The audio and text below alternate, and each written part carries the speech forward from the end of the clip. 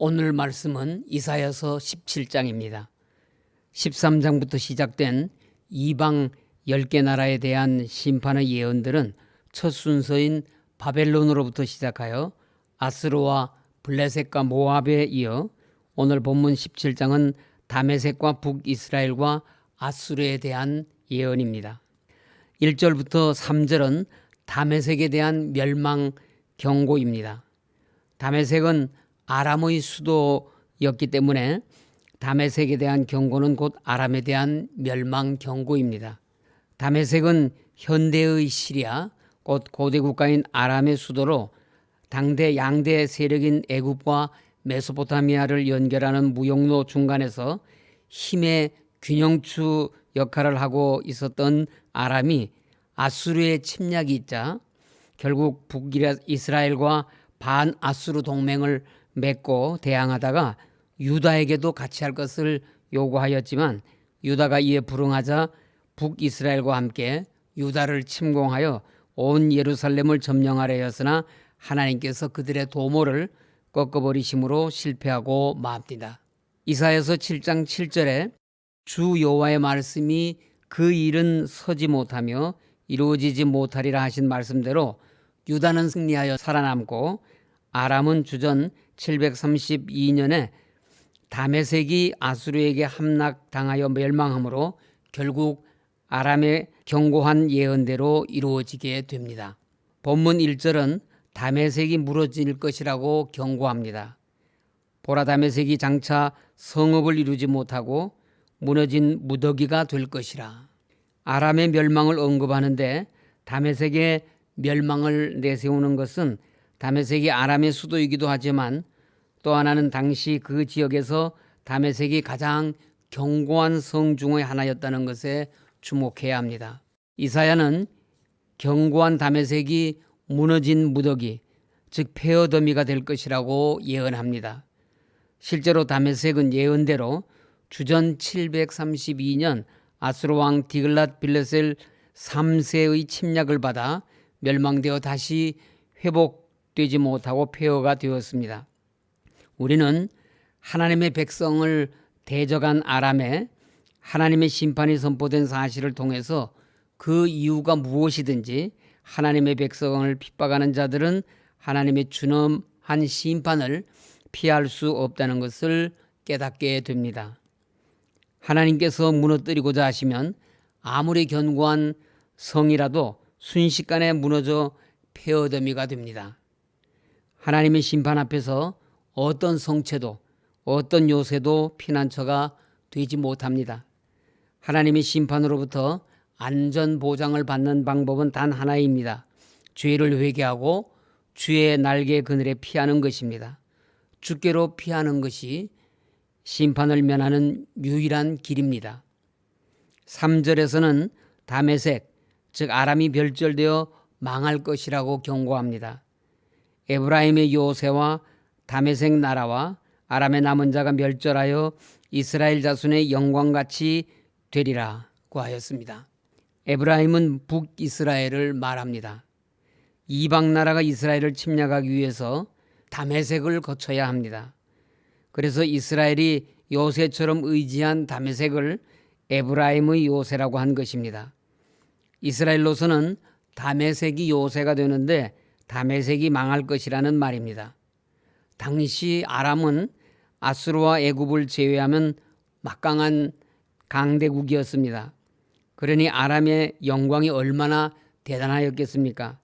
그런데 그렇게 자랑스럽던 아람의 영광도 하나님께서 심판하시니 순식간에 사라지고 만 것입니다.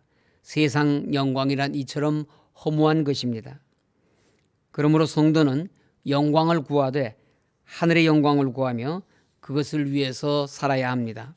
성도가 세상과 주님을 함께 섬길 수 없듯이 하늘의 영광은 우리가 세상의 영광을 버리고 주를 위해 살 때 얻을 수 있습니다. 그래서 사도 요한은 요한일서 2장 17절에서 이 세상도 그 정욕도 지나가되 오직 하나님의 뜻을 행하는 자는 영원히 거한다고 하였습니다. 4절부터 11절은 이스라엘에 대한 심판 예언입니다. 이사야는 3절에서 아람의 남은 자가 멸절하여 이스라엘 자손의 영광같이 될 것이라고 예언하였습니다. 이 단락에서는 하나님께서 심판을 하시는 날에 이스라엘의 영광이 얼마나 보잘것없이 될 것인가를 세 가지 비유로 예언합니다. 첫째 비유는 이스라엘의 영광이 병든 사람처럼 쇠약해지게 될 것이라는 것입니다. 4절 말씀입니다. 그날에 야곱의 영광이 쇠하고 그의 살찐 몸이 파리하리니. 이스라엘은 형제 나라인 유다를 침공하기 위해 이방 나라 아람과 연합함으로써 스스로를 천하게 만드는 죄를 지었습니다. 이런 이유로 하나님께서는 이스라엘을 파멸시키기로 작정하셨습니다. 사람이 병으로 쇠약해진 것 같이 이스라엘의 영광이 그들의 죄 때문에 쇠약해질 것이라는 것입니다. 바산의 암소로 불리던 이스라엘은 부와 영광을 누림으로 교만해졌습니다.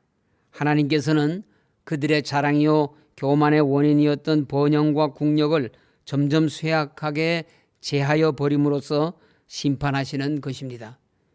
둘째 비유는 추수하는 자들이 곡식을 다 거두어 버린 들판의 모습입니다. 5절입니다. 마치 추수하는 자가 곡식을 거두어 가지고 그의 손으로 이삭을 벤 것 같고 르바임 골짜기에서 이삭을 주운 것 같으리라. 온갖 곡식으로 풍성했던 들판이 수확이 끝나면서 허허 벌판으로 변해버린 모습입니다. 이스라엘 멸망이 마치 추수하는 농부가 곡식을 수확하되 가난한 자들의 몫이 되는 떨어진 이삭까지도 남기지 않고 거두어 들이듯이 이스라엘이 완전히 멸망할 것이라는 말씀입니다. 이것은 이스라엘이 범죄하고 하나님을 떠날 때 하나님의 심판이 엄중하고 철저해서 이스라엘 중 누구도 하나님의 심판을 피할 수 없다는 사실과 그들에게 어떤 자비와 긍휼도 남겨져 있지 않음을 보여주고 있습니다. 하나님께서는 마지막 심판날에 이와 같이 남김없이 모두 심판하십니다. 세 번째 비유는 열매를 따고 난 감람나무에 남은 열매 비유입니다. 6절입니다. 그러나 그 안에 죽을 것이 남으리니 감람나무를 흔들 때 가장 높은 가지 꼭대기에 과일 2-3개가 남음 같겠고 무성한 나무에 가장 먼 가지에 4-5개가 남음 같으리라. 이스라엘의 하나님 여호와의 말씀이니라. 이렇게 철저한 심판 가운데서도 소수의 남은 자가 은혜로 남겨지며 회개할 것이라는 예언입니다. 하나님께서는 이스라엘 백성들을 심판하실 때 그 가운데서 살려두는 사람이 있는데 이를 남은 자라고 합니다. 하나님께서는 사랑하시는 당신의 백성이라도 범죄하면 징벌하시고 매를 드십니다. 그러나 영원히 멸망케 하시지 않고 구원의 길로 인도해 주십니다. 그러므로 성도는 고난과 시련을 당해도 하나님 앞에서 회개하고 소망 중에 거해야지 낙심해서는 안 됩니다. 이사야는 이스라엘이 이방 나라와 동맹을 맺어 세상적으로 타락했기 때문에 반드시 멸망할 것이나 그 백성은 택하신 선민이므로 엘리야 시대 바알에게 무릎을 꿇지 않은 7,000명과 같은 소수의 남은 자들이 반드시 여호와께 회개하고 돌아와 구원받을 것이라고 예언합니다. 이사야는 9절과 10절에서 이스라엘의 멸망과 황폐화의 이유를 제시하고 있습니다. 이스라엘이 멸망한 이유는 그들이 선민 유다를 침공하기 위해 이방 나라와 연합하는 죄를 범하였으며 하나님 대신 헛된 우상을 섬겼기 때문입니다. 이스라엘은 구원의 하나님을 잊어버리고 능력의 반석이신 하나님을 마음에 두지 않았습니다. 9절에서 그날의 그 견고한 성읍들이 옛적의 이스라엘 자손 앞에서 버림받은 숲풀 속의 처소와 작은 산 꼭대기의 처소 같아서 황폐하리니 라고 말씀하고 있는 바와 같이 이스라엘의 모든 성읍들은 아수르의 공격 앞에서 황폐하게 되었고 이스라엘은 망하였습니다. 12절에서 14절은 아수르 군대의 멸망 예언입니다.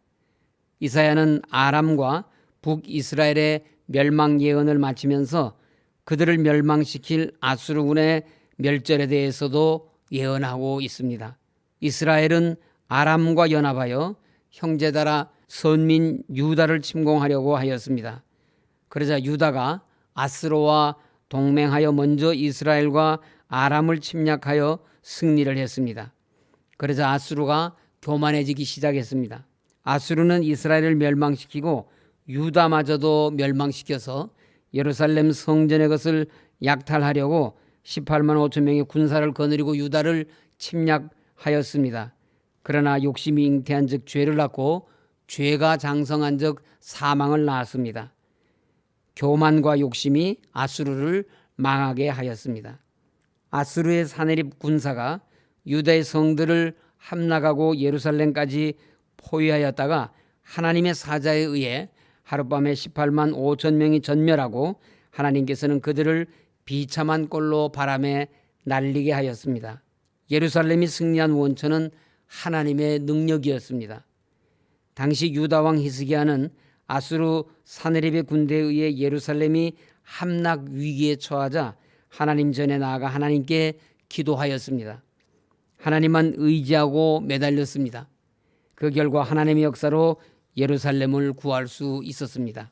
이 사실은 성도는 오직 하나님의 능력으로만 승리할 수 있다는 것을 보여주는 것입니다. 그러므로 성도는 환난을 당할 때나 어려움을 당할 때 낙심하지 말고 하나님 앞에 나아가 기도하며 하나님의 도우심을 구해야 합니다. 하나님께서는 우리의 능력과 구원이 되셔서 승리의 기쁨을 주실 것입니다. 말씀을 마치겠습니다. 하나님께서는 하나님을 떠난 자들을 심판하시고 멸하십니다. 이사야 선지자가 다메섹과 이스라엘의 심판을 경고하는 것은 그들에게 회개할 기회를 주는 것입니다. 하나님께서 자비를 베풀고 회개의 기회를 주실 때 마음을 강팍하게 하지 말아야 합니다. 하나님의 경고를 무시한 다메섹은 무너진 무더기로 폐허더미가 되었고 번성하던 성읍들은 양을 치는 풀밭이 되고 말았습니다. 하나님께서 다메섹과 이스라엘에게 보내신 심판의 경고가 우리에게 주시는 하나님의 음성으로 들으실 수 있기를 바랍니다. 하나님 앞에 설날을 생각하며 죄를 멀리하고 지은 죄를 회개해야 합니다. 범죄한 사람은 하나님 앞에 설 수 없지만은 회개하는 자는 하나님 앞에서 구원을 얻습니다. 우리 모두 죄는 모양이라도 버리고 귀하고 복된 하나님의 자녀된 축복 가운데 살아가시기를 간절히 소원합니다. 기도하겠습니다. 하나님 아버지, 하나님을 의지하지 아니하고 세상에 힘 있는 자를 의지하려고 하는 자는 결국 멸망하게 될 것이라는 말씀을 통하여 저희들도 오직 하나님만 의지하는 믿음으로 인도하여 주시옵소서. 주님 몸 되신 교회 속히 회복시켜 주시고 모든 송사를 하나님께서 주장하여 주셔서 몸 되신 교회 하나님의 영광을 온전히 드러낼 수 있도록 인도하여 주시옵소서. 코로나19가 속히 소멸되게 하시고 폭우와 홍수로 피해를 입은 국민들이 속히 복구될 수 있도록 인도하여 주시옵소서. 병상에 계신 환우들 치유의 은총을 베풀어 주시옵시고 입시와 또 취업과 또 결혼을 위해서 기도하고 있는 모든 성도들의 기도 들으시고 응답하여 주시옵소서. 예수님 이름으로 기도드립니다. 아멘.